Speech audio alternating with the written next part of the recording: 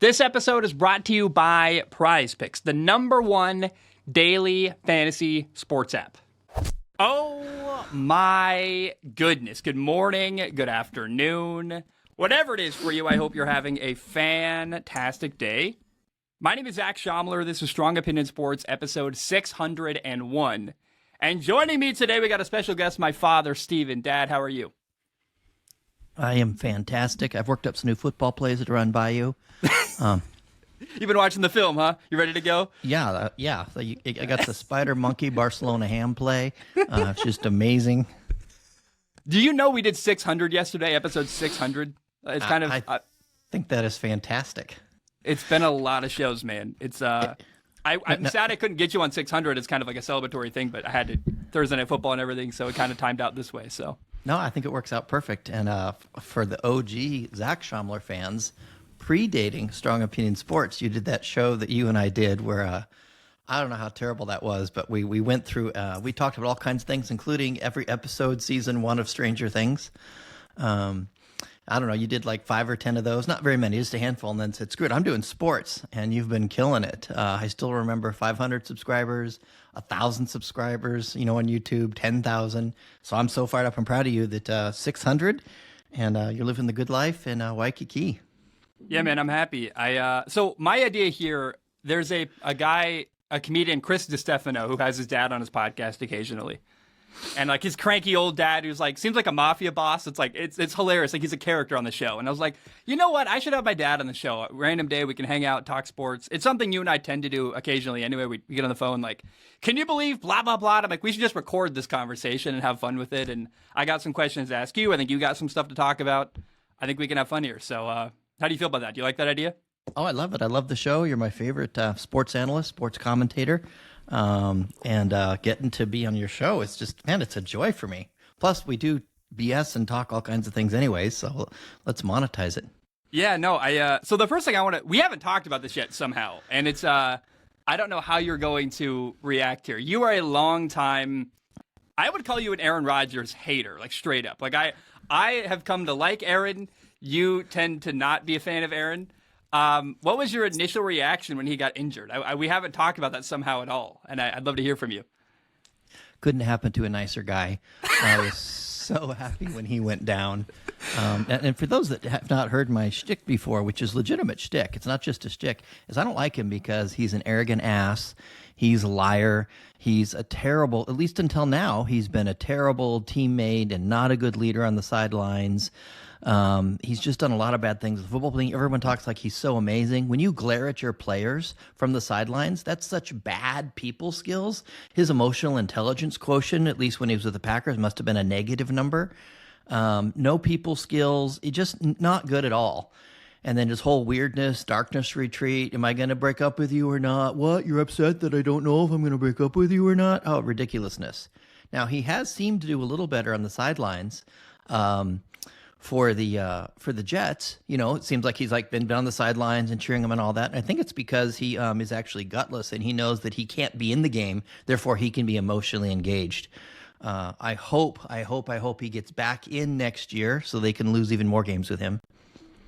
I gotta say, I need a disclaimer here. He does not speak for me, right? Like we could not be more diametrically opposed. I love Aaron. I'm rooting for Aaron. I've liked what he's done.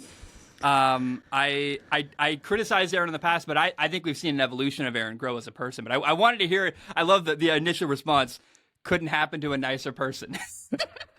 It's, I objectively find your like distaste of Aaron kind of comical and hilarious. It's like you call it a shtick. It's like, man, I really enjoy the level of, I mean, you did live in Minnesota. You still yell touchdown Vikings occasionally when any football team scores. We could be watching USC against Oregon. You'd be like, touchdown Vikings. And like, Dad, you realize none of those teams are playing. No, so you, can you acknowledge, do you think Aaron, even before he got hurt, he looked like a different leader? I thought he was maybe approaching the game differently and maybe doing things he didn't do in Green Bay. Can we agree on that at least? In spite of my distaste for him as a human being, he did look happier as a person. And I think that is, just for whatever reason, I don't think he was happy in Green Bay. And I thought he was just a jerk, but it seems like maybe he was a jerk and unhappy. And when you're unhappy, that just messes things up. And definitely, for sure, I don't know if you agree, but just preseason on, he just seemed much happier.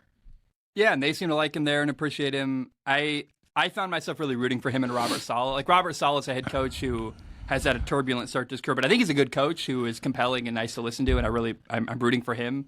I was really hoping they'd be great. And I'm bummed because I thought all year the Jets were going to be a big storyline to follow, and 4 snaps into the year, the season gets cratered, and you're like, man, are you kidding me? This was like the thing I was most looking forward to in all of football. Like, I'm not a Jets fan. I can't imagine how a Jets fan would feel, but for me, the number one storyline in the NFL this year was Aaron in New York, and to have it happen the way it did was so frustrating. I will say about Aaron, I am sad, like, knowing, like, seeing the journey for him in New York and how much he seems to have enjoyed it. I wish he just left Green Bay way sooner. I think you would agree with that. Like, the will he, won't he, the waiting, the complaining, but then signing a new contract was really frustrating because I thought for years Green Bay didn't give Aaron the weapons I think he really needed. Like, to have what you arguably the most talented quarterback of all time not playing with incredible players is really frustrating. And I just wish he had the guts to leave sooner and say, screw this, I'm out. I want a different team that's going to give me the weapons I deserve. One of the hats I wear is that I mentor a lot of people, including young people, helping them build their brands, grow their businesses, my Bonfire Trailblazers. And I had breakfast at IHOP yesterday, our IHOP right near the airport, and with one of them. And, she was really struggling. She'd broken up with someone close to her and the relationship had come to an end, romantic relationship. And I was like, I felt sad for the heartache, but so happy for her because they were never a good fit. And if you're in a bad business, a bad relationship, a bad job, if it's not good, when the horse is dead, dismount. You're much better off leaving sooner than later. I realized after recording I forgot to have any transitions for ad breaks, so I got to take a short break. We got to pay the bills. PrizePicks is the #1 daily fantasy sports app. PrizePicks allows you to make an entry based on player projections, and in 60 seconds you can enter something like Travis Kelce more than 5 catches, Tyreek Hill more than 100 yards receiving, and Justin Fields less than 200 yards passing. And if your picks are right, you can win money. Making picks makes games more engaging, and you could turn something like $5 into $50. PrizePicks offers quick and easy deposits. You can even use Apple Pay. And they have weekly promotions that can lead to big payouts. For example, there's a weekly event called Taco Tuesday. Each Tuesday, PrizePicks discounts select player projections up to 25% to provide even more value. So put your skills to the test in daily fantasy. Go to prizepicks.com/CLNS and use code CLNS for a first deposit match up to $100. That's prizepicks.com/CLNS, code CLNS. For a first deposit match up to $100. PrizePicks, daily fantasy made easy. Well, let's talk about another one that maybe a relationship that potentially could come to an end. The New England Patriots with Bill Belichick and their head coach. You and I spent countless hours watching the Patriots on our couch growing up. Like, we love the Patriots. We enjoyed watching Tom Brady make a ton of comebacks. Like, that's a moment I think we shared together, was watching the Patriots, watching Belichick, watching Tom Brady. But since Tom Brady has left, the Patriots have not been the same, and they're actually, I think, getting worse. What do you make of what's going on? I watch a lot of film. I don't know how much Patriots football you've watched this year, but what's your impression, like, from 500 feet above of, I guess, 5,000 feet above, 10,000, whatever the saying is? What's your impression of the Patriots right now and Bill Belichick, a coach who we grew up loving, but right now is really down bad? Well, I do have, I was at practice today, and I can tell you what Bill Belichick said today that was really interesting. You were at practice today? Yeah, Okay. No, I wasn't actually at practice today. I'm just being silly. But this is something Belichick allegedly, according to NBC News, said today. Now, his, Bill O'Brien, his offensive coordinator, how crazy that he has one this year. Last year they didn't have one. But his offensive coordinator talked about Malik Cunningham and said that he's one of the team's most improved players. And today, now Malik Cunningham is on the he's on the what's the roster where you're on the team of 50? He's on the practice squad, yeah. So why Bill O'Brien this week talk about someone on the practice squad? I have no idea. You're the offensive coordinator. You have a quarterback troubles. You're not having any success. And then today, Belichick backed that up by saying Cunningham is definitely trending toward getting a chance to see game action. Can I tell you, I love that. Do you know what I said on the show like Monday or Tuesday? No.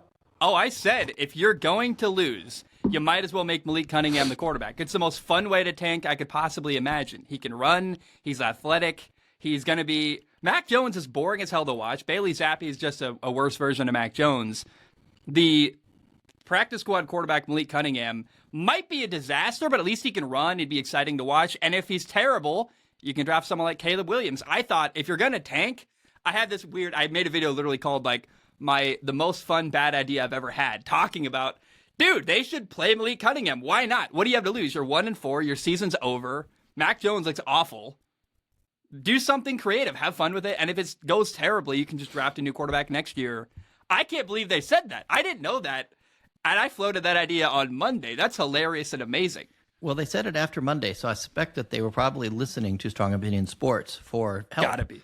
But I don't think Malik Cunningham would do that bad. I think he has a shot at doing well. Who's the big, tall quarterback that Bill Belichick was so happy to get that ran around? Cam Newton. Bill Belichick seemed like out of his mind happy to get Cam Newton, and Bill Belichick's not happy about anything. He gets his favorite meal and grunts at it. And so I think he would love to have someone. We passed over that. He gets his favorite meal and he grunts at it.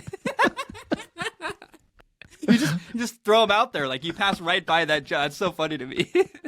Bill Belichick wouldn't know joy if it hit him in the face. Yet here he was almost dancing, talking about how Cam Newton was going to do. And even when he did do bad, he was like defending him. It's like, you don't defend quarterbacks. You hate quarterbacks. You hate quarterbacks so bad you won't give them offensive coordinators. You know where that comes from?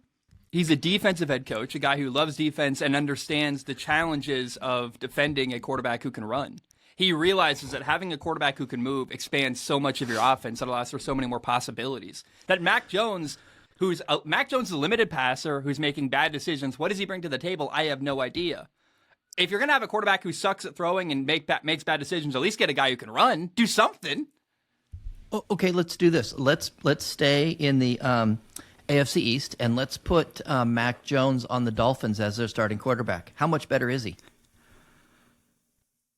You would think he'd do well, but I look at the people they have in New England right now. They've got Kendrick Bourne, a good receiver. They've got Demario Douglas, a good rookie. They've got two good tight ends. Mike Gesicki's like a guy who goes and gets jump balls. Like, theoretically, on paper, the Patriots have enough talent to do something successful. I guess if you crumple the paper and then try to sprinkle it out and look at it.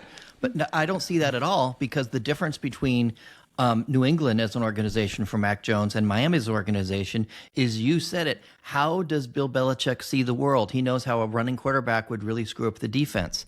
Defensive quarterbacks are dinosaurs defensive head coaches are dinosaurs that are not going to work in the new for a couple of years. Things change every 5-10 years, but the current NFL, there's no room for them. They see the world the exact wrong way to succeed. I was meeting with a client yesterday, and they've got this new person that's going to somehow dictate social media, and we've been doing posts for the client on LinkedIn, and this person doesn't want to do LinkedIn. They think those are dumb to do posts on LinkedIn. And it just, like, you see the world. Well, finally I said, do you even understand marketing? In the meeting, like, I thought they were just going to say go away, but like, I was ready to tell them to go away. And I think Belichick doesn't see the world in a way that's helpful to Mac Jones, whereas I think Miami has a head coach that would be, I'm not saying Mac Jones would be like Tua by any stretch of the imagination, but I think Mac Jones would be way better if he was with an offensive-minded coach that valued offensive players and valued quarterbacks and would design sneaky special plays and nurture him and encouraging him and give him ooh-boo-boo-boos and make him feel good. He's emotionally destroyed, Mac Jones. He's been wrecked. You know, he's like the dog that's been beat. That's why he's not succeeding. It's not the players around him. It's the person whispering hateful messages into his ear. I got a couple things to say. Number one, I do imagine Mac Jones throwing to Tyreek Hill and Jalen Waddle with a good running game, and now Chase Claypool. The good players they have in Miami. It's hard to imagine a quarterback not going to Miami and doing well and doing better than they're doing currently. But the thing you said that's huge, the thing in Miami that I think gets overlooked so much is the coach there Mike McDaniel's my favorite coach in the NFL because he doesn't talk down to his players. He talks to them on an equal level. And he brought Tua in and instilled confidence in him. Said, I believe in you, kid. Here's what you do well. Here's what we're going to do to get this out of you. And the way he talks to Tua is so cool and so confidence inspiring. And I think that's the most underrated quality in any coach, is that your job is to not only put your players in a position to succeed as far as calling the right plays, but also giving them the confidence to do well and giving them the belief that they can do well. And certainly it doesn't seem like what's happened in New England has given Mac Jones confidence in himself, which is it's a problem. And you would definitely get that in Miami. We opened this segment asking about Belichick, and he's done. He's done. It's time for him to go. He had brought a lot of good things to the table. The defense was probably way better than we understood. Than Brady was way more of duct tape than we understood. 10 years later, I'd love you to have you look at game film and analyze them. Why did they really succeed? I think Brady was way more than people realized, and probably the defense. But all that ship has sailed. It's over. And I sure as heck hope that Caleb Williams does not end up there. That would be terrible. That would be almost as bad as him ending up at the Arizona Cardinals, who are fighting really hard to get Caleb Williams right now.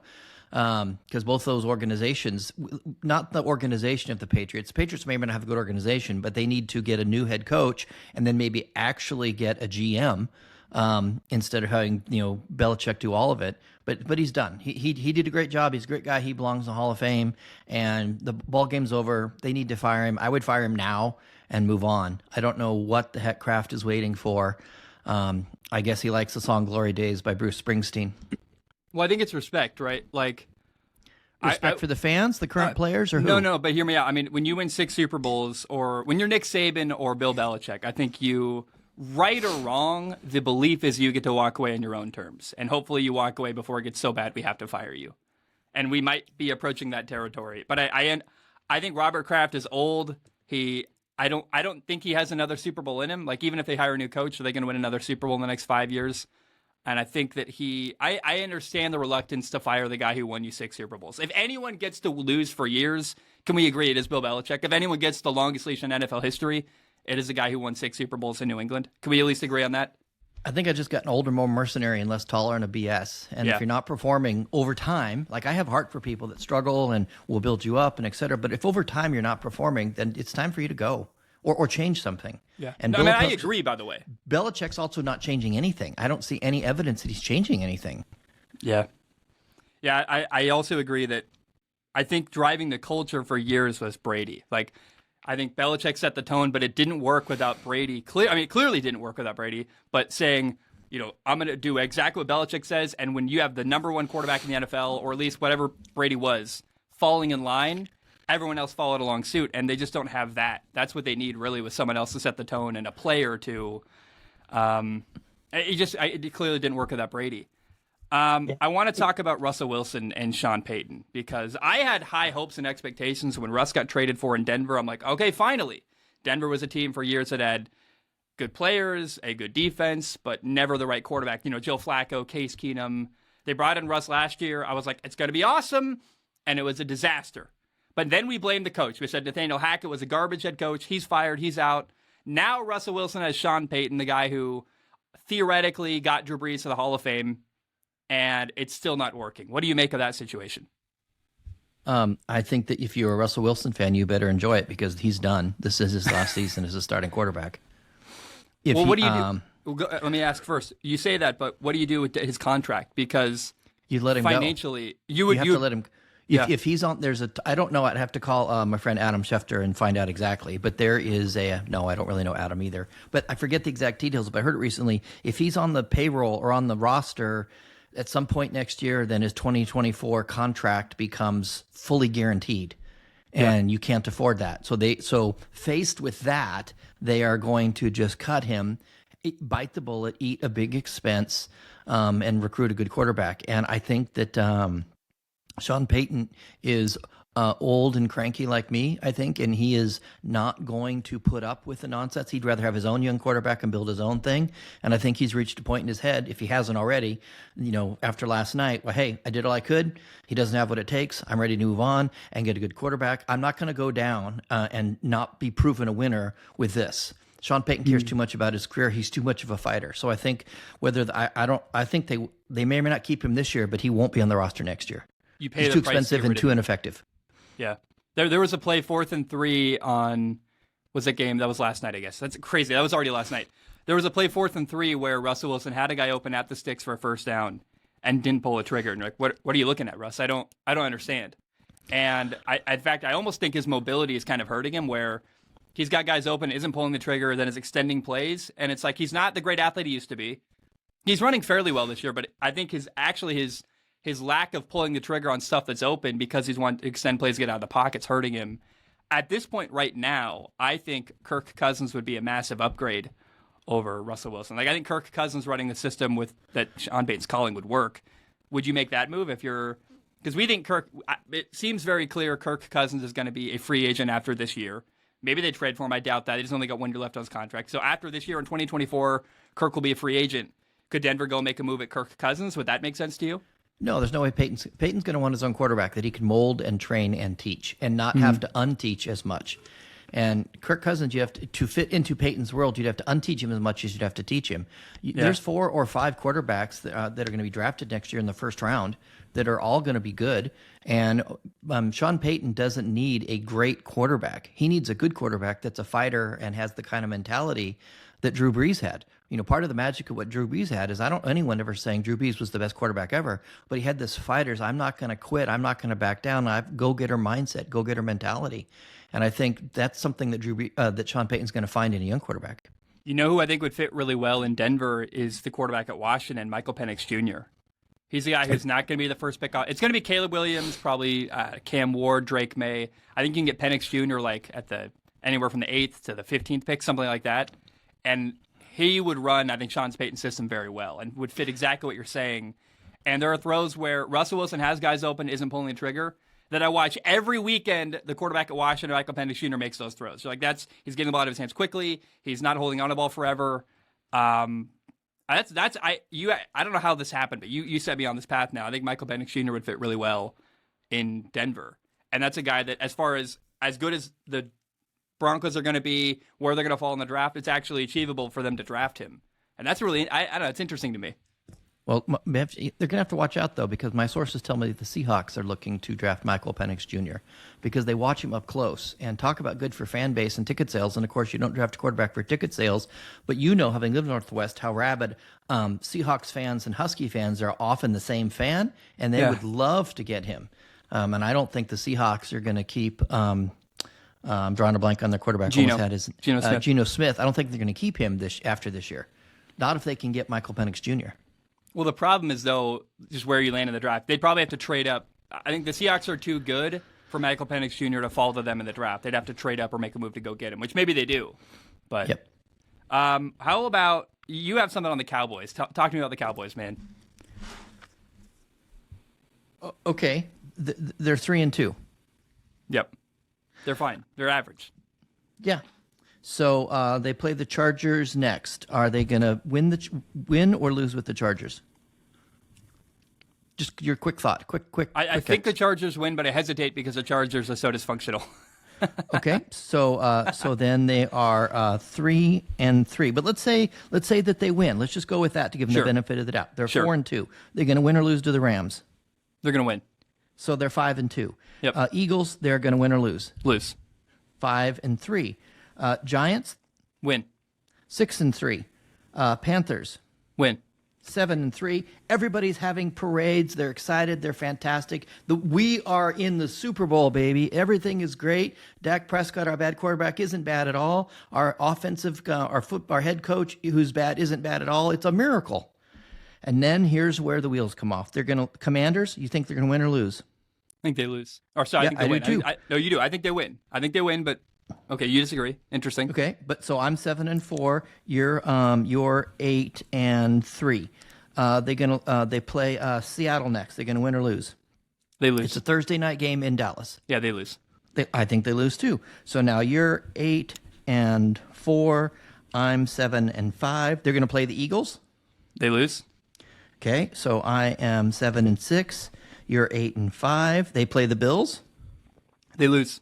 They lose. So I'm 7-7. You're 8-6. They play the Dolphins. They lose.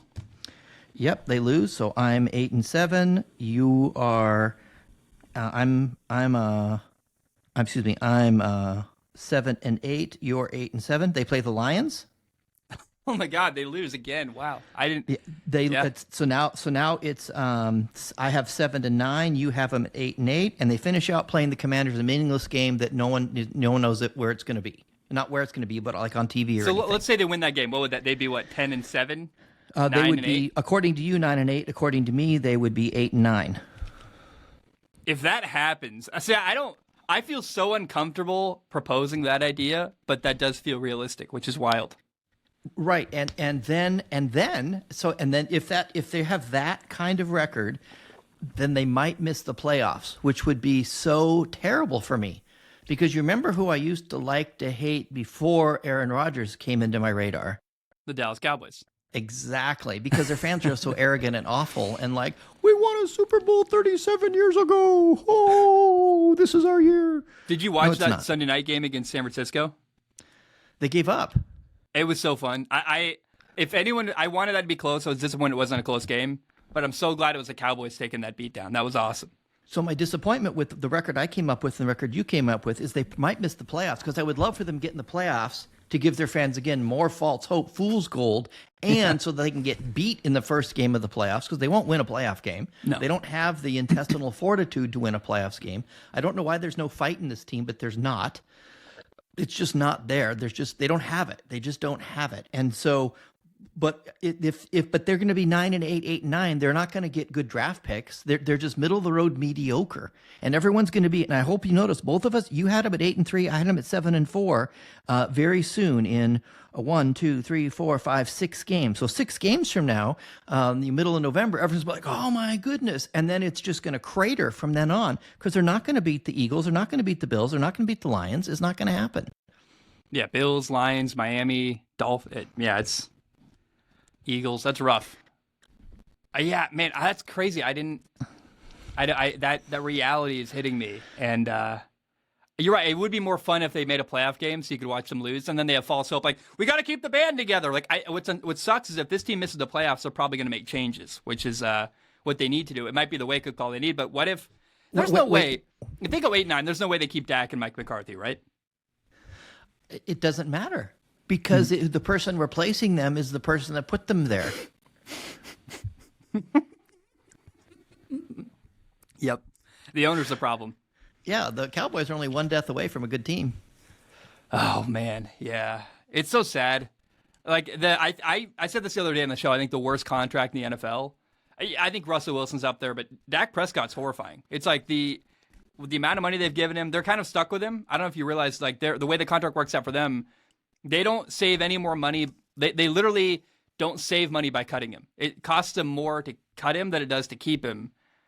And they're still stuck with him probably for another year or two financially, unless Jerry Jones wants to, like, just really, really, I think, hurt himself financially. It's just the amount of money they still owe him is really insane. I don't know, man. And there was a point when the Raiders, they had an incredible owner who changed football and did a lot of good things. Just win, baby. And then he lost his mind, and it got to a point where they needed him to die to have any hope of viability. And I think Jerry Jones just doesn't have. He's not a good GM. And the fact that he doesn't want to put Jimmy Johnson in the Ring of Fire, that came out in the past couple weeks. I don't know if you saw that interview. No. He went on some podcast, and he doesn't want to acknowledge Jimmy Johnson in the fire. I mean, that's just not good business sense. I just don't think he has good football sense. And I'm not saying Jerry Jones isn't a great business person to make $1 gazillion, but I just don't think he has good football sense. And I think he fell in love with the person of Dak Prescott. I bet in a party, Dak Prescott's compelling and enjoyable and nice and wonderful, and you want him to marry your daughter and all that. I bet that's all true, but that doesn't necessarily make you a good quarterback. But Jerry likes people he can control. That's why he wanted Mike McCarthy, because it's someone he can control, and Jerry can feel emotionally safe with people weaker than him. So I just don't think anything good is going to happen until Jerry steps aside or passes away, which is tragic. But I hope that I think it would be great if they fired Mike McCarthy and got rid of Dak Prescott next year and started over with Jerry Jones picking new widgets, because he'll pick the same bad widgets he picked before, and we'll have more ongoing agony for arrogant Cowboys fans, which I would appreciate. Have you heard the rumor about USC? You're a USC fan. Yes. Caleb Williams, USC quarterback. There's a rumor he has listed 5 teams he would play for next year in the NFL, and if he can't play for one of those 5 teams, he would stay in college, which financially makes a lot of sense. Do you want to hear the 5 teams that are the rumor? Yes. Dallas, Las Vegas, the Minnesota Vikings, the New York Giants, and the 49ers. So the 49ers aren't going to happen. Potentially the Raiders, the Cowboys, the Vikings, and the Giants. The Cowboys aren't going to have the number 1 pick to draft him, but I understand where he's coming from. I think financially it makes sense for him to go to Dallas. The amount of money he would make, the benefit that would happen there. Is this a red flag?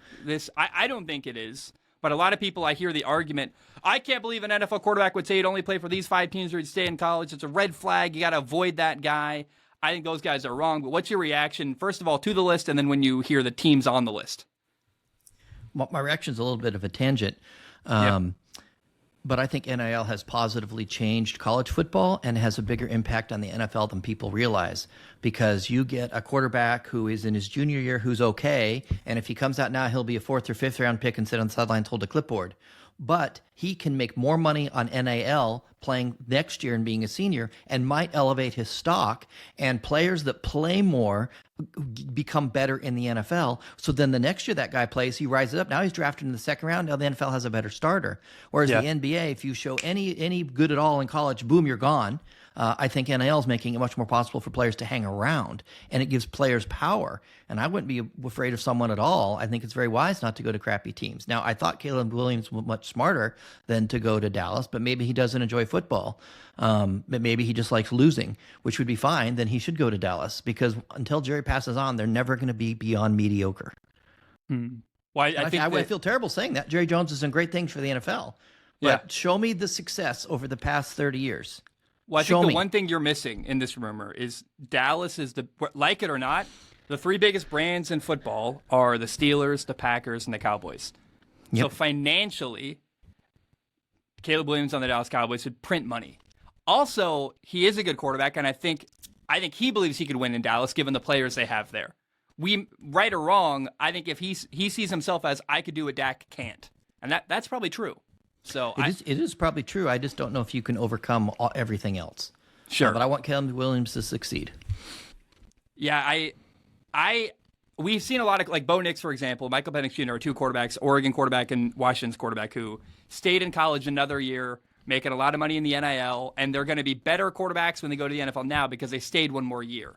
There's no incentive to leave college early. What we haven't seen is the guy like Caleb Williams, who is ready for the NFL.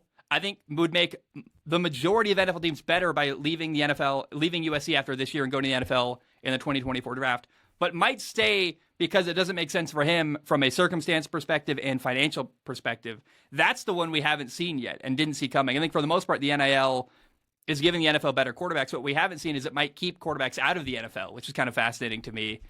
Well, teams need to start recruiting tastefully and wooing them. Do you think, speaking of NL, is Shedeur Sanders going to come out this year or not? No. Yeah, he'll play next year for Colorado, you think? Definitil.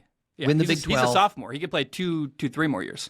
Yeah, I think after next year he'll be done. But he's going to make more money. He's going to make a ton of money in NIL next year, and he's going to be just fine. But I think that's going to impact. That NIL is going to have to impact. I think the NFL is going to end up getting better quarterbacks that they're going to have to woo. It's going to have to require franchises to look organized, hire coaches that'll help them do little things that would attract a player to want to come play there. Like Chicago right now is not a place I would want to go play. This doesn't seem like an attractive place for a young quarterback to go, given the way they've treated Justin Fields, given they've got a defensive head coach. If you're Caleb Williams, who is going to be the number 1 pick, why would you want to go to somewhere that has a defensive head coach and in the last couple of years has not supported young quarterbacks and made them look good or successful? Yep. Can we talk? I'm curious who you think is going to win the Super Bowl. Who's your favorite right now today? Well, here's what matters for the playoffs for the AFC. You want my AFC teams that matter for the playoffs? Sure. The Dolphins and Bills are going to vie for who's going to win the AFC East. The Dolphins are way better than the Bills, but the Dolphins, I don't know how they're going to do in snow, in cold weather, because they are built, I think that they remind me of the old school St. Louis Rams when they ran indoors, and it was the amazing, Kurt, whatever his name was. And Kurt Warner. Kurt Warner and all that impressive stuff. They kind of remind me of that. And so I'll be curious to go ahead. Would you remember when I played a high school football game in Wenatchee, Washington? Yeah, and cold as heck. It was cold as heck. It was like throwing a brick, and I had a bunch of yards passing, but my receivers literally couldn't catch the ball. My point is, throwing the ball in Buffalo in January their offense isn't built, I don't think, to succeed in Buffalo in January. So where I'll push back on you, though, is if they get the number 1 seed or can control their destiny, play every game at home, it won't matter. Maybe, which would be fun. I would love to see the Dolphins be the team that loses to the NFC in the Super Bowl. That would be great. But I think the teams that matter are going to be the Dolphins, the Bills, and the Chiefs. They're going to be the playoff teams that matter. And then my dark horses for doing well in the playoffs in the AFC are the Bengals and the Jaguars. You think the Jaguars get better and figure it out? Joe Burrow finally looked good last week. Yeah. And the one thing that him looking good gives his team that very few quarterbacks give their team is intense hope and belief. They're like, we got it. And then they will play harder for Joe Burrow. I just do not believe that any of the Cowboys play harder because they respect Dak and they feel good about Dak. But I believe that if Joe Burrow is winning and they think they have a shot, I think the players are going to rally around him and fight really hard. And then the Jaguars, I mean, they've got a coach that has made it happen in the past. And they've got a coach, an offensive-minded coach that knows how to work with quarterbacks. And they've got Mr. Haircut Boy that does a really good job at quarterback. They could be like the Giants when the Giants went 9-7 and won multiple Super Bowls. That you kind of come out of nowhere, you get hot at the end, you figure stuff out. You play a Kansas City team with weaker receivers. You do stuff right here and there and win a couple tough games. You're in the Super Bowl, bang, just like that. But the Bills are not going to make it to the Super Bowl. They will make it to the playoffs because they are going to either get the wild card or win the AFC East. But then they will lose the first or second round of the playoffs. They just don't have it, in my opinion. But then so that's on the AFC side, and then on the NFC side for the playoffs, the teams that matter are the 49ers, the Eagles, the Lions, and the Seahawks are my dark horse. You realize if the Lions win this weekend and beat Tampa, they're 5-1. Isn't that incredible? That's so cool. My entire life, they've been awful. Not just bad, awful. And it's really cool to see. I guess they had a year where they made the playoffs with Matthew Stafford. But I have hope they could win a playoff game for the first time in years. It's really cool. And I think the Super Bowl is going to either be the 49ers, the Eagles, or the Lions. It just depends on who they have to play in the NFC Championship. I just think who plays who in the NFC Championship is going to make a big determination on who wins. The 49ers are a complete team. Brock Purdy is a great quarterback, and people can say, well, put him on a bad team, he'd do terrible. Put any quarterback on a bad team, he'd do terrible. But there's been a lot of quarterbacks on this team that haven't done well. So I think Purdy is better than people are allowing him to be, but I don't care if he's good or not. He's good on this team. He's making it happen. But the Eagles, they have got Jalen Hurts, and as you have shared many times, he's committed to growing and getting better. And they haven't played very good football this year, and they still have a great record. 5 games in, I don't think they played a game that I think, they're killing it. They're on fire, but they're still winning. And so when they're firing on cylinders and you get Jalen Hurts playing the 49ers for the Super Bowl, if that's how that shakes out, that would be amazing. But 49ers, Lions, or Eagles, Lions, I don't know, man. That they're crazy coach at the Lions. That would be quite the game to see. I bet he could motivate the heck out of his team to just punch the 49ers or Eagles in the head. Yeah, I don't think they'd win, but they'd give it a hell of a fight. I agree, but they could, is the thing. Yeah. They could win. They believe they could. Yes, and they could win, and they believe they could, and that matters when you get into the third quarter at the end of the season and everybody's tired, then which team digs more, into their heart and their soul to gut it out. And that's just very interesting. But then the Seahawks are my dark horse. Can I say something on Philly? Philly's 5-0. They haven't really played great yet. No. And I don't know whether the audience may or may not know this.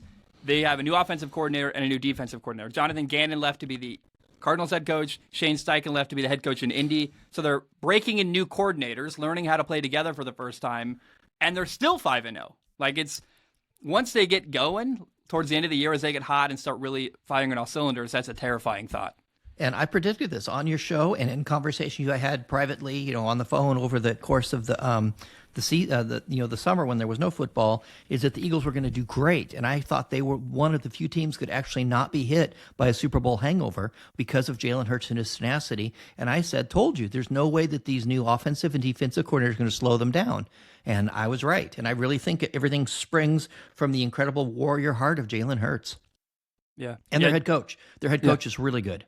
Dude, I remember when he like first got the job and he was giving these like awkward, sweaty interviews, and I was making fun of him. And wow, did he do so well? He really he gained my respect, man. He really is awesome. And I'm curious. Can we talk about Brock Purdy a little bit deeper? Because I think because Brock Purdy's on a great team, people really struggle to give him praise. And also because of the way Brock Purdy's built as a quarterback. You know, he's not Josh Allen. He's not 6'5". He's not physically imposing. He's not running people over. He's not running for 40 yards at a time. He doesn't have a cannon for an arm.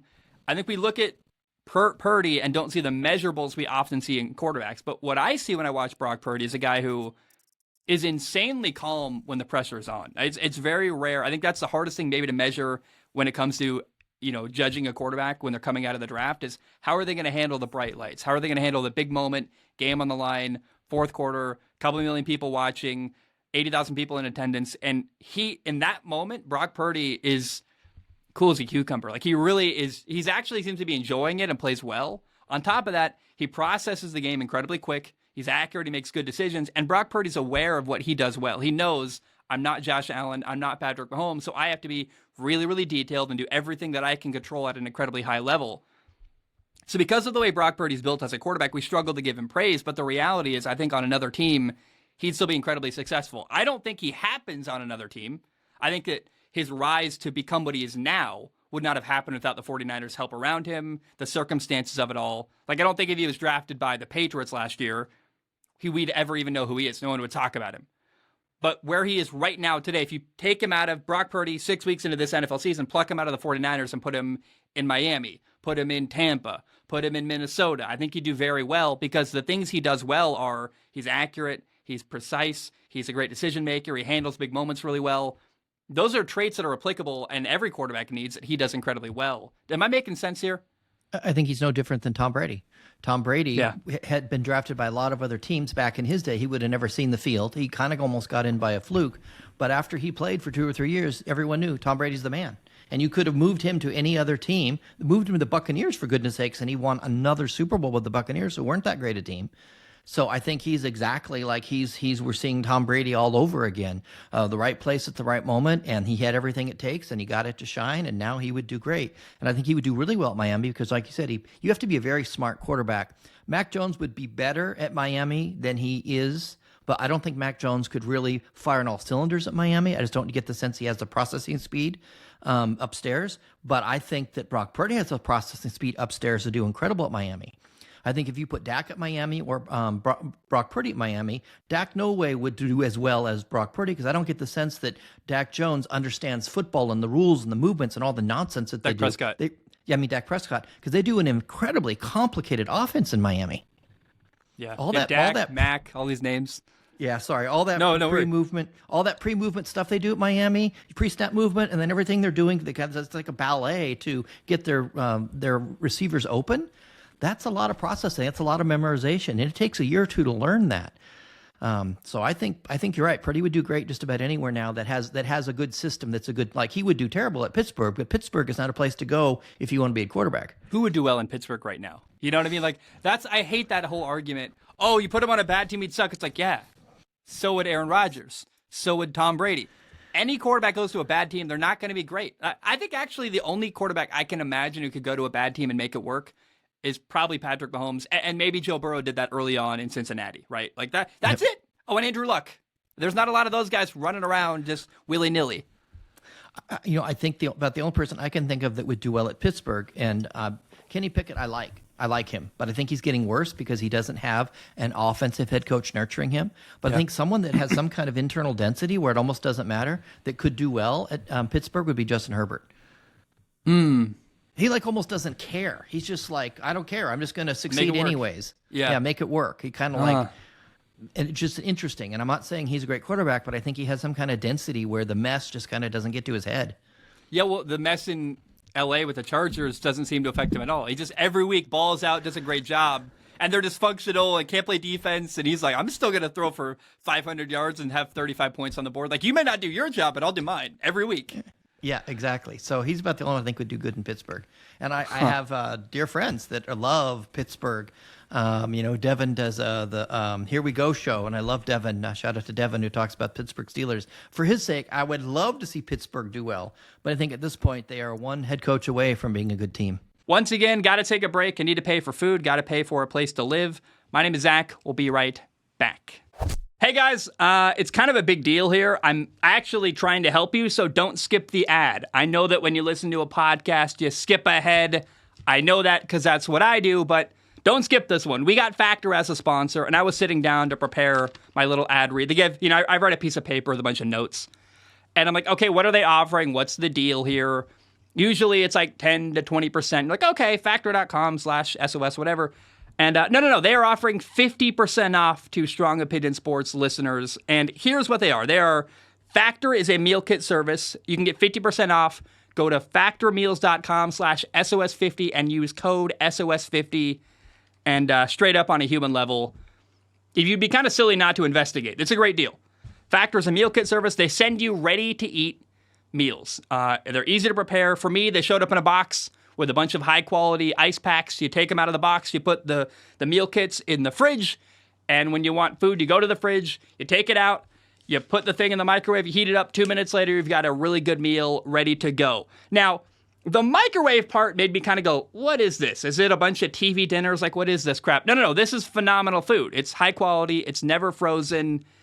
And compared to all the other options you can have for a quick and easy meal, it kind of kicks booty and is phenomenal. So what I really think is interesting, too, there's so many ways to customize your order, whether maybe you're on a diet and you're like, hey, I'm trying to cut calories. There are low-calorie options. Or maybe you just want really good food that's easy to make and doesn't take 30 minutes to an hour out of your time cooking during the day.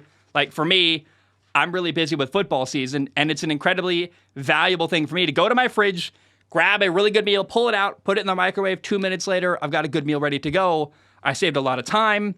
It's cheaper for you and better than takeout or delivery. I used to drive for a delivery service. Guys, those prices are not good compared to this. So, again, it's just nice to have the fridge loaded with high-quality, good meals that are easy to prepare. And you can get 50% off of this meal kit service. Do the math. That's a really good offer. So head to factormeals.com/SOS50 and use code SOS50 to get 50% off. That is factormeals.com/SOS50. Use code SOS50 to get 50% off. Again, code SOS50 at factormeals.com/SOS50 to get 50% off. And guys, it's a great offer. You would be silly. I'm trying to help you. Like, that would be a great thing to investigate because it's legitimately a great deal. Food's expensive right now, and having food that's great and convenient and not terrible for you is a rare thing. So investigate it. factormeals.com/SOS50. I got asked about Mike Tomlin on yesterday's show. I talked about it a little bit. When you look at Mike Tomlin, his credentials are he's got a Super Bowl win. I believe, off the top of my head, his record is 173 wins, 103 losses, and 2 ties. I know he's got the 2 ties and 103 losses. He's in year 17. He's never had a losing season. I know that if I criticize Mike Tomlin, his record's going to get thrown back in my face, and it's just kind of like, you ever see, yesterday during the game, Andy Reid, there was a bad pass interference call. Andy Reid literally just went like, ugh, like, please, I don't care. I know that's what's going to happen, and I don't want to have that debate, but I would say Mike Tomlin is like a B-level coach. He's fine, does a good job, but he's not certainly at the same level of a Kyle Shanahan or Mike McDaniel. He's a tier below them. He's a B-tier coach. What would you say to that? I say, here's what's worse for you that will get thrown at you that also drives all of this. He seems like just a great human being. I would love to have a beer with Mike Tomlin. Oh my God, yeah, he's like a guy to root for. That I think I'd like to play for, like as a man. Like in the locker, he's got to be awesome. Yeah, so I would love to play for him, love to have a beer with him. I'd love to be in business with him. Yeah. I'd love to hang out with him. I mean, he is just a phenomenal human being. Like, if I can get him to marry my daughter, oh, baby, yeah, that'd be great. I mean, does he have kids, or does he have a son almost as good as him? You know, et cetera. Yeah, like a wonderful person. Wonderful person. But Football has changed. He's a defensive-minded head coach, and as much as I love him as a human being and respect his incredible record, there's going to be no more Super Bowls in Pittsburgh until they get a new head coach. That doesn't mean I don't love him, doesn't mean I don't respect his record, but that's my strong opinion. And, if you're going to succeed in sports, you got to bring strong opinions. Yeah. So I'll take the heat. The critics can, you love it. I'm the one that said the horrible things about Mike Tomlin, so people can hate me. And I love Devin, and I love Devin's show. And I cheer for the stupid Pittsburgh Steelers because of Devin. I want him to have success. Devin to have success, and all of their legion of fans. I just don't see it happening. Devin Engel, here we go. Show. I love you, Devin. With Pittsburgh, I think part of their culture though is one of they've had like some really low, like 4, 3, 6, like some insane low amount of coaches in their history of their franchise. They like having one coach for like 30 years. They do it till the guy dies or retires, and then they move on to hire the next guy they'll have for the next 20 to 30 years. I think Pittsburgh culturally doesn't want to move off him because that's just not what they do. Right or wrong, I think they're wrong. But I think that's playing a part here is that they just don't move on from coaches. Yep. You want to play a little game? Perhaps. It's called Purdy or blank. And I'm going to list quarterbacks. And you would say, would you rather have Brock Purdy or this quarterback? And do we get to hear now for the game? Yeah. Is Purdy going to have to go to their team, or are they going to come to the 49ers? It's a great question. How would you rather play it? That they go to the 49ers. Okay, interesting. So I've got 11 quarterbacks here. Okay. One of them is kind of a trick. I think there's 10 quarterbacks here that I don't want to get it. Let's get into it. So would you rather have Ryan Tannehill in the 49ers or Brock Purdy? Brock Purdy. Daniel Jones or Brock Purdy? For sure, Brock Purdy. Dak Prescott or Brock Purdy? For sure. We just saw that. For sure. Russell Wilson or Brock Purdy? Brock Purdy. Joe Burrow or Brock Purdy? Joe Burrow. That's a tough one. Did it even make you pause? No, because Joe Burrow is a better quarterback, and what Joe Burrow brings to the table that Brock Purdy has not shown me that he may have is that intense fighter. I'm going to make it happen. I am going to. And the players seem to love Brock Purdy on the 49ers, but I think that as hard as they fight, they would fight even harder if Burrow was on there. Burrow's just elevated that much more, I think. And he's accomplished more, and I think that there's a moment, like you talked about earlier in the show, when the Bengals are down and they get Joe Burrow back and he's firing at all cylinders. They go, as long as we take care of business, we're going to win. There's that confidence that comes with Joe Burrow. Yep. But that's the only one on this list that I was like, and I put it in there as like a trick. Justin Fields or Brock Purdy? Come on. Brock Purdy. Trevor Lawrence or Brock Purdy? Brock Purdy. Tua or the haircut. So Brock Purdy over Trevor Lawrence. I agree with you, by the way. Yeah, for sure. What about on the Jaguars? Brock Purdy or Trevor Lawrence? I would be hesitant to mess up the chemistry that Trevor Lawrence has with their head coach, whose name escapes me. So let's imagine you're starting a new organization, clean slate. You get to build around the quarterback. Would you rather have Brock Purdy or Trevor Lawrence? If I'm going to have really good players, I'd rather have Brock Purdy. Interesting. Tua or Brock Purdy? Where would you rather have in San Francisco? Brock Purdy, because Tua's at risk for concussions. I wouldn't build around Tua. I just wouldn't take that risk. He's a great quarterback, but one more concussion he's done, and I just wouldn't do all that investment. Yeah. Kirk Cousins or Brock Purdy? Oh, Kirk Cousins is done. Mac Jones or Brock Purdy? Brock Purdy. Mac Jones is poor guy. He's been put through the Patriots grinder. There's a reason for all this, I swear. And then Kyler Murray or Brock Purdy? Is Kyler Murray still in the NFL? I thought he got benched. Technically, he's getting paid, so I'd love to do what Kyler Murray's doing right now. Yeah, I don't know what happened with Kyler Murray in Arizona Cardinals, but I think he's done. I don't know if he'll be on a team next year at least playing as a starter. Be very interesting to see if he is. Here's one more out of left field. How about Baker Mayfield or Brock Purdy? Brock Purdy for sure. But how nice is it for the Cleveland Brown fans to see success that Baker Mayfield is having? So here's my point, right? Like Ryan Tannehill, Daniel Jones, Dak Prescott, Russell Wilson, Justin Fields, Tua, Trevor Lawrence, Kirk Cousins, Mac Jones, Kyler Murray, Baker Mayfield. Like anyone who's doubting Brock Purdy anymore, those are 11 quarterbacks. Easily, I would take Brock Purdy instead of them. I would rather have Brock Purdy than those 11 quarterbacks. And those are guys making tons of money that have been starting quarterbacks, some of these guys for a long time. I don't know that Brock Purdy's a top 10 quarterback. I don't like, how do you even measure that? It's so dumb to like this nebulous thing, but I know how I measure it. Okay. I measure top quarterbacks by, are they playing well? And a caveat I add, like when the NFL does their quarterback rankings every week, they leave out the most important caveat. Is their team winning? You can't tell me it's a great quarterback and have a losing team other than maybe Justin Herbert, because he's so obviously a great quarterback. Here I've got 1, 2, 3, 4, 5, 6, 7 quarterbacks. So Patrick Mahomes, Josh Allen, Joe Burrow, Justin Herbert, Jalen Hurts, Brock Purdy, and Lamar Jackson. I'm sure I'm leaving someone out, but those are like 7 quarterbacks that I think all belong in the same conversation. And I know we hesitate to put Brock Purdy with those other names, but he's playing like that to me. And Okay. I don't. Who else? Who am I missing, Dad? Like again, Allen, Mahomes, Herbert, Joe Burrow, Jalen Hurts, Lamar Jackson, maybe Rodgers. You would disagree probably, but who else am I missing? Who is a great quarterback here that belongs maybe higher than Brock Purdy?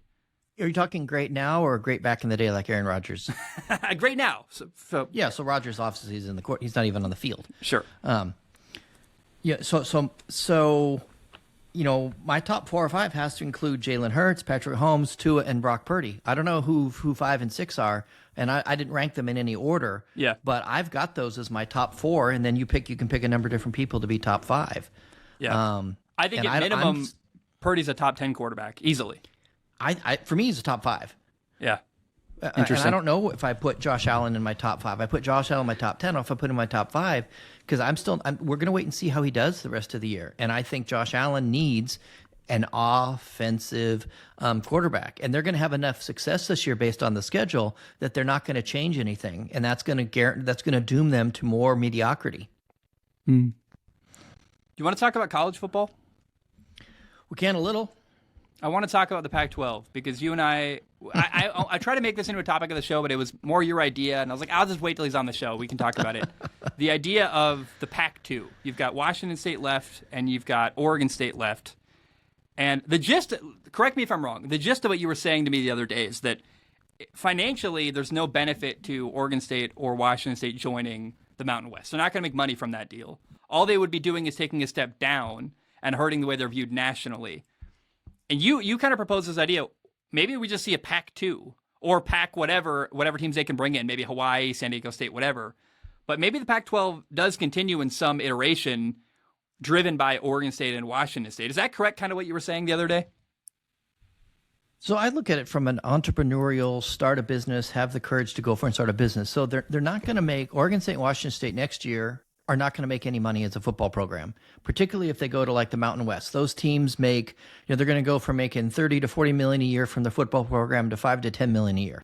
And that changes everything. That changes your coaching, your recruiting, everything. And in Oregon State's case, they're in a lot of debt. They just built up their big arena. They've got a lot of problems.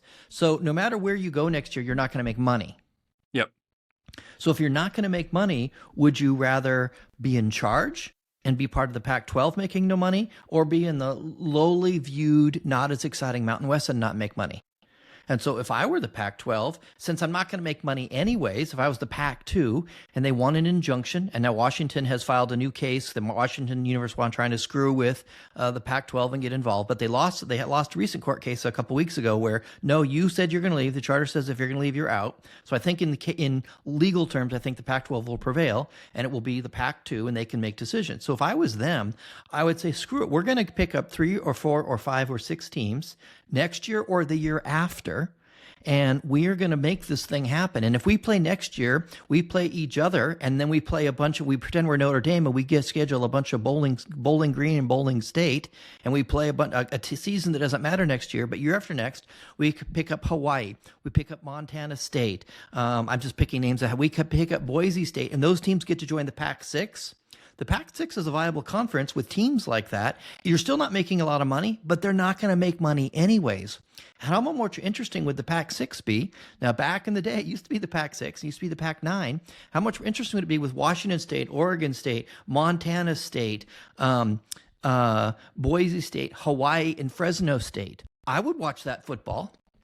Well, I think the thing you're saying is the most compelling. By the way, Montana State's D1 AA. I think that's probably out of the realm of possibility. But I would throw like San Diego State, Boise State, Fresno State, and I think Hawaii is an untapped potential market with people who want to go there.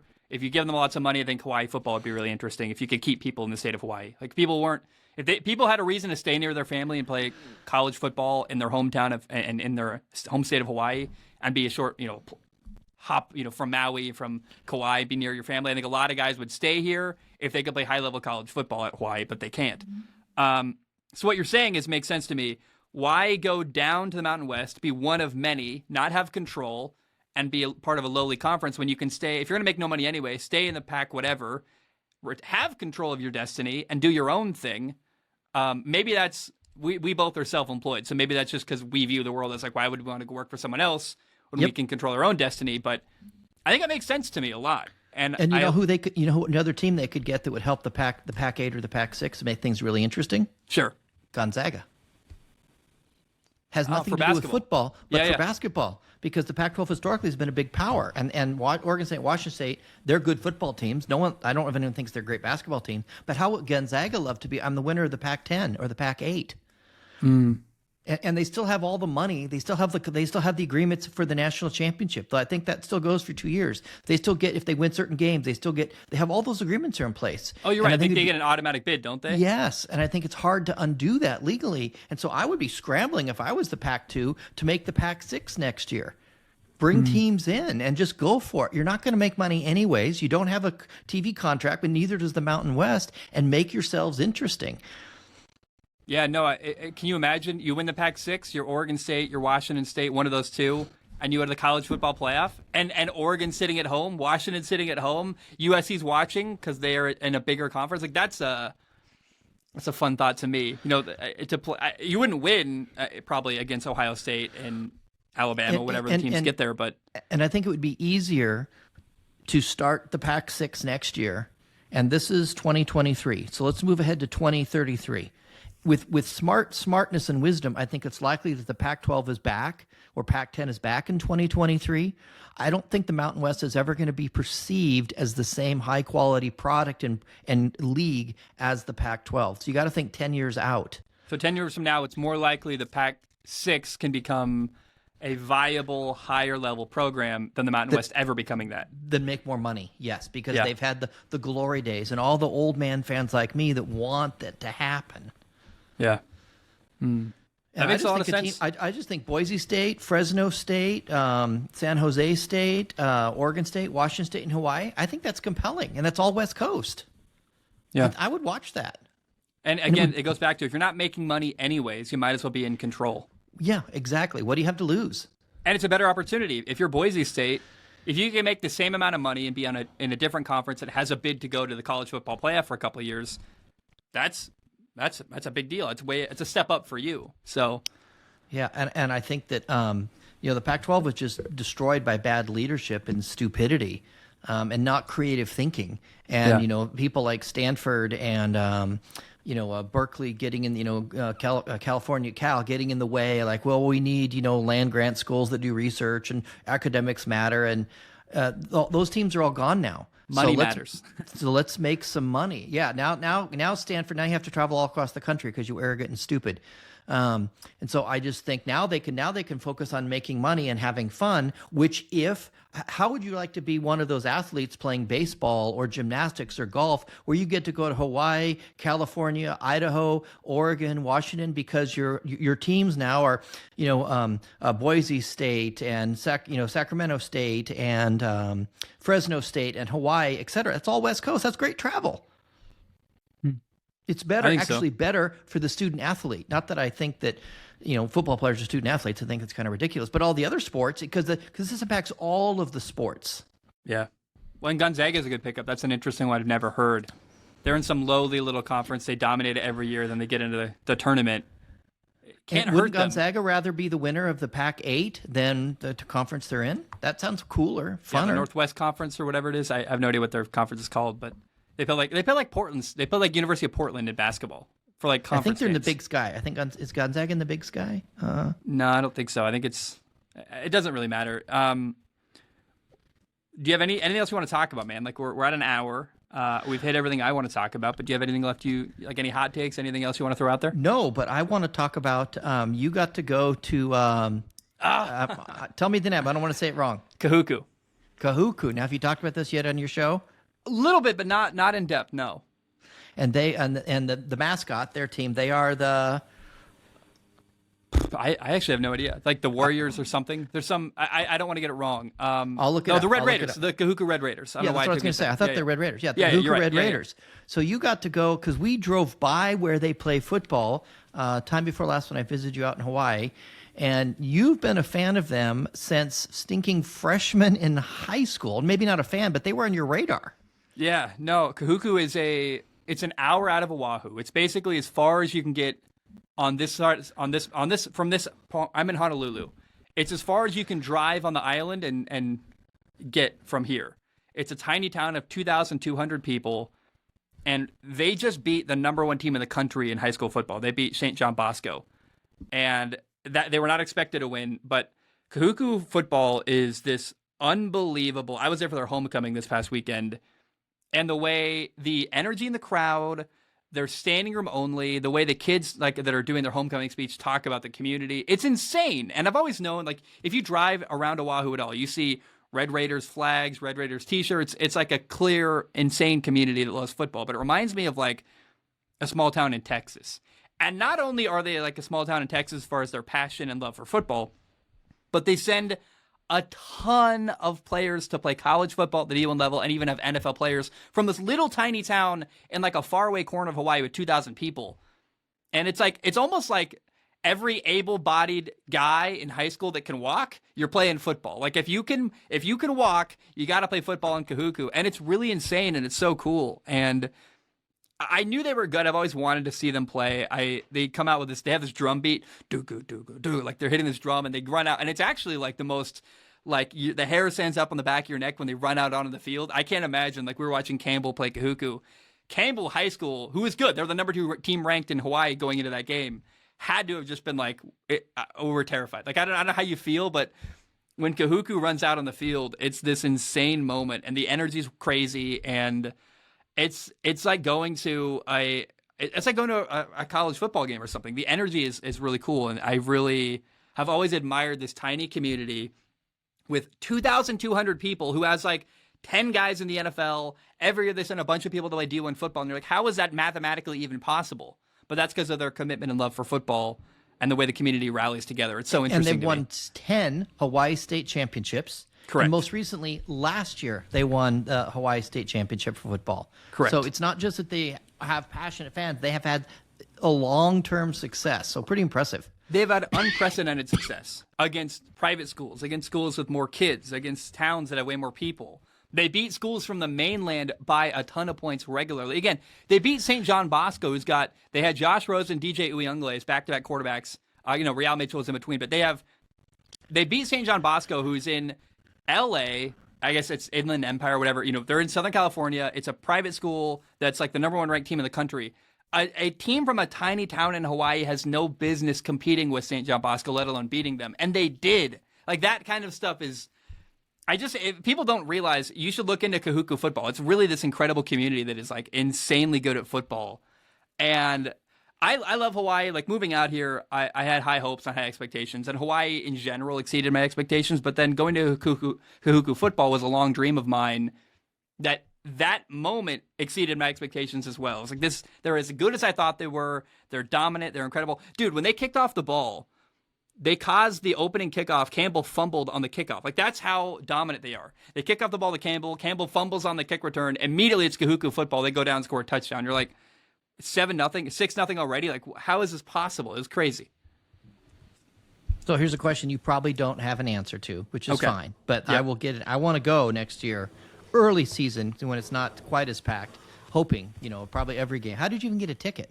Secret sources? No, my friend, I made a friend Joel. I got a guy friend on the island. I'm really excited. He works for, I'm not going to say where. He's cool though. He's like, you want to go to a game? And it's a stranger who sent me an email, and I'm like, well, what's the risk here? I'll give him my address. He'll come pick me up. He didn't kill me and said we went to a game. It was fun. But we tried to go to the St. John Bosco Kahuku game, and it was sold out.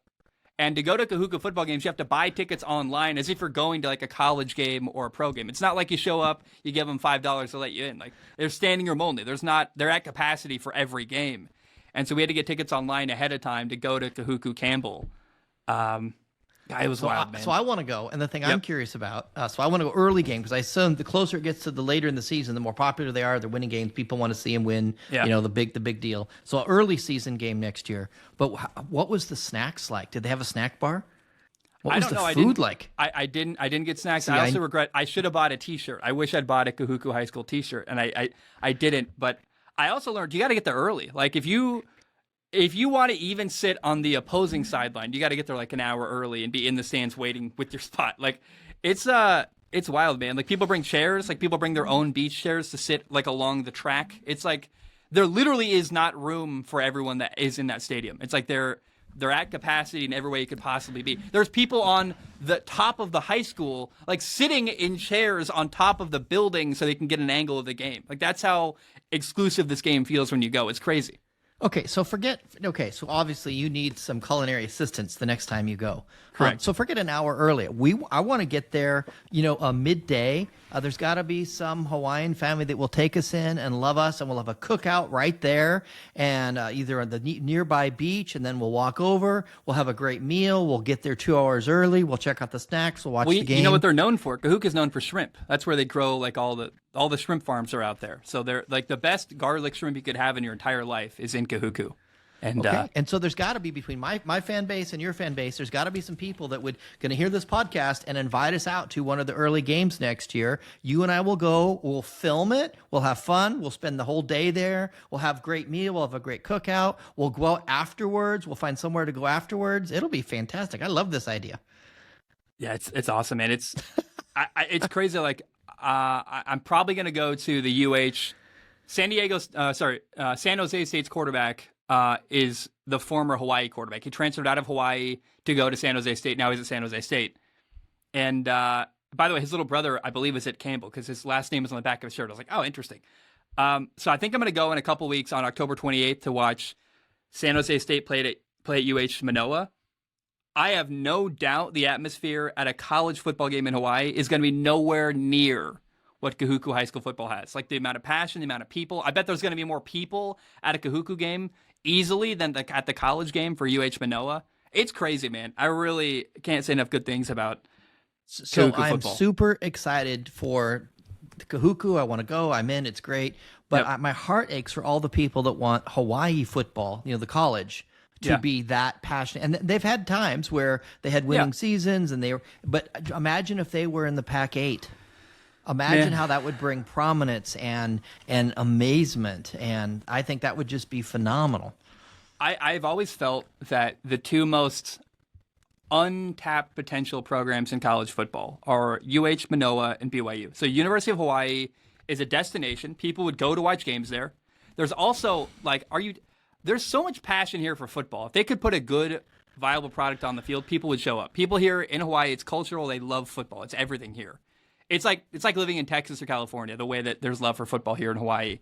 And really what needs to happen is Hawaii football, the college, needs to have games at a high enough level for players to want to play there. Right now, they're in the Mountain West. You're playing against crappy football programs. The games aren't high stakes. And there's not enough money from TV contracts for them to have nice facilities. Like their weight facility is literally like a tent outside. Like, I'm not even kidding. And that's fine to me. I wouldn't mind working out there. But there's not a great facility. They don't have a stadium. If you could get money into Hawaii football, the college, I mean, and then be at a higher level where you're playing games against Oregon State, Washington State, you're playing higher profile games, and if you could convince the best players in Hawaii to not go to Alabama, to not go to Utah, not go to Michigan, not go to wherever, if you could convince literally all the best high school football players in Hawaii to stay in Hawaii and play for UH Manoa, they would be a top 5 program in college football. They would dominate. That's how many insanely good football players. I watch Michigan. Their number 1 receiver right now is from Hawaii. You watch Tua from Hawaii. You watch a lot of Utah players. All their amazing linemen are from often Kahuku High School. Like, if you could just keep the best talent in Hawaii and give them money, if they're in the Pac-6 or whatever, you would have fans that would want to come because people want to come watch games in Hawaii. It's a fun vacation. It's like going to Vegas. It's a destination. And if you could get players to stay there because the facilities are better and the games are high profile enough, you would have a dominant a dominant college football program. It would be like Miami back in the day when Miami had the U and they were getting all the best recruits from Miami. If you could do the same thing in Hawaii, you would have an incredible college football program. Yeah, and I just thought of two more teams to add to my goofy new Pac 8, Pac 6. Just because University of Nevada, Las Vegas. Yeah. Basketball, and then you get to play football, a great basketball program historically, and you get to play football games in Vegas. And the Ninth Island, there's some money there, baby.